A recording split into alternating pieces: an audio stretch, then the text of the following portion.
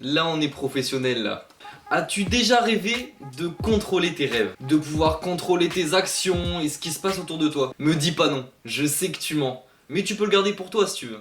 Parce que figure-toi que tout cela est possible grâce aux rêves lucides. Tu vas me demander ce que c'est et je vais te répondre que c'est tout simplement rêver en étant conscient ou être conscient de rêver. Poétique je sais, mais le chemin vers l'acquisition de ce jutsu sera d'autant plus semé d'embûches. Tu t'entraîneras pendant des mois sans peut-être avoir de résultats. Mais ne t'inquiète pas, les rêves lucides ne surviennent que quelques fois par mois. Alors attends patiemment ton tour. Mais attention, en maîtrisant cette technique, tu t'exposes à des risques de paralysie du sommeil. Mais le plus risqué n'est pas de jouer la sécurité. Dans cette vidéo, je vais t'aider à maîtriser cette technique avec les méthodes que j'ai moi-même utilisées. D'ailleurs, si tu maîtrises les rêves lucides, mets ta petite méthode en commentaire, ça peut servir à d'autres personnes. Premièrement, tu vas te munir d'un carnet qui va te permettre de noter chaque chose dont tu te souviens en te réveillant.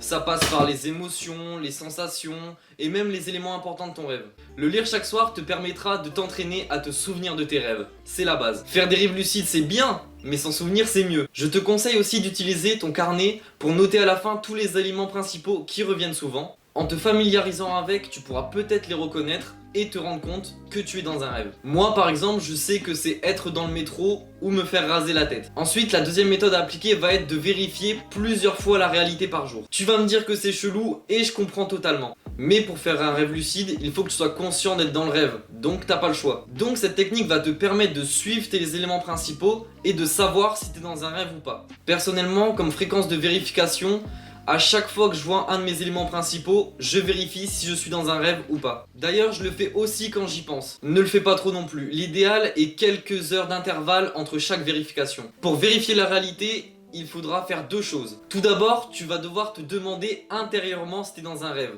Donc te poser la question. Et ensuite, tu vas devoir faire l'une des actions que je vais te citer, ou même plusieurs si ça te fait plaisir. Les deux que je vais te citer sont celles que j'ai expérimentées, donc je sais qu'elles sont efficaces. Je veux t'apporter mon expérience, donc ce qui a marché pour moi. Celles que je n'ai pas expérimentées seront dans la barre de description.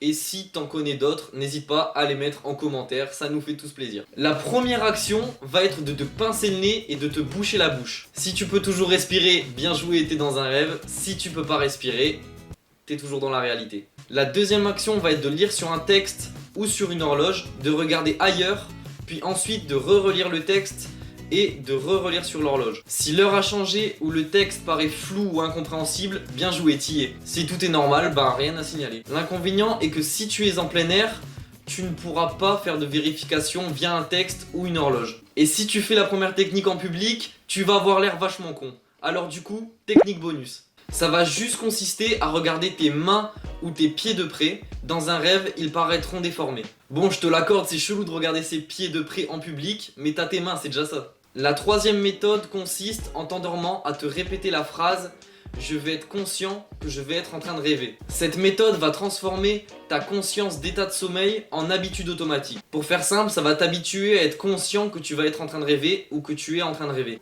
Petit bonus pour la fin, te réveiller après 6 ou 7 heures de sommeil puis te recoucher augmentera tes chances de faire des rêves lucides.